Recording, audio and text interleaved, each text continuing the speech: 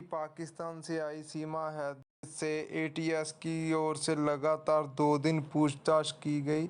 इस पूछताछ के दौरान कई हैरानीजनक जो खुलासे भी हुए हैं, लेकिन कहीं न कहीं सीमा हैदर की ओर से अपने जो मामले हैं, जो अपनी जानकारी है, उसको छिपाने का भी प्रयास किया गया।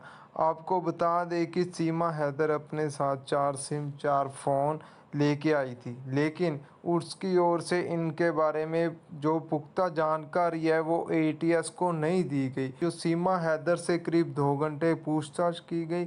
इस दौरान उसने बताया कि पाकिस्तान सिम को उसने तोड़ दिया है, जबकि जो डाटा डिलीट किया गया है वो क्यों किया गया, इसके बारे में उसने पूरी जानकारी नहीं दी। सीमा हैदर का कहना है कि उसने जो डाटा डिलीट किया उसके बारे में उसको पता ही नहीं है, जबकि इस पूछताछ के दौरान इंटेलिजेंस ब्यूरो के अफसर भी मौजूद रहे थे। इसके अलावा आपको बता दें कि सीमा हैदर की ओर से बताया गया कि जब वो नेपाल से भारत बस के ज़रिए आ रही थी तो अचानक उसका फ़ोन ख़राब हो गया, जिसके चलते उसने ड्राइवर के फ़ोन से सचिन को कॉल की थी। लेकिन 4 सिम और 4 फ़ोन होने के बावजूद ड्राइवर के फ़ोन से कॉल करने का क्या मतलब था, इसके बारे में सीमा जो जानकारी नहीं दे सकी। हालांकि इन्वेस्टिगेशन टीम को सीमा हैदर के पास से एक टूटा हुआ मोबाइल फ़ोन भी बरामद हुआ है। एक भारत का सिम भी बरामद हुआ है, जो कि उसने कहा है कि पाकिस्तान का सिम काम नहीं कर रहा था, जिसके चलते सचिन ने उसे भारत का नया सिम है जो वो लेकर दिया था। जबकि सीमा हैदर ने पूछताछ में ये भी खुलासा किया कि उसने अपना फ़ोन इसीलिए तोड़ा क्योंकि पाकिस्तानी जो लोग हैं उसे ट्रेस नहीं कर सके। लेकिन जो बाकी सिम है वो क्यों उसके पास है, या क्यों उसने इनको अपने पास रखा है, या इनका मेन कारण क्या था, उसके बारे में सीमा हैदर ने साफ स्पष्ट कह दिया कि उनको इसके बारे में जानकारी ही नहीं है।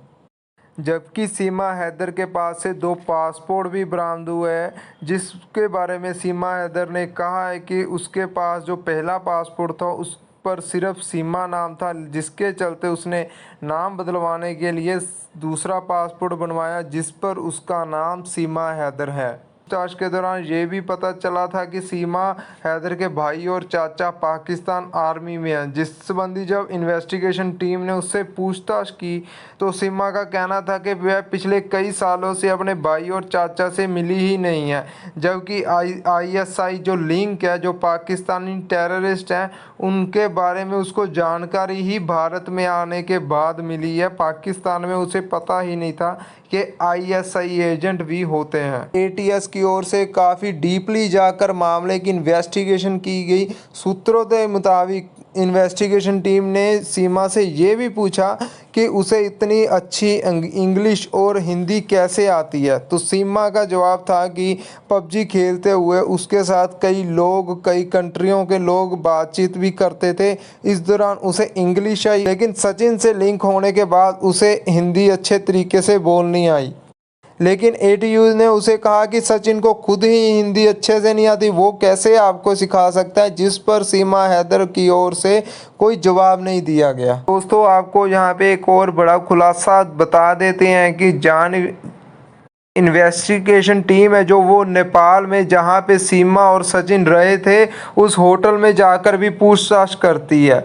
इस दौरान पता चला कि उस होटल में भी सीमा और सचिन फर्जी नाम से फर्जी एड्रेस बताकर रहे थे, लेकिन इसके बारे में जब सीमा से पूछा जाता है तो सीमा और सचिन की ओर से कोई खास जवाब नहीं दिया जाता।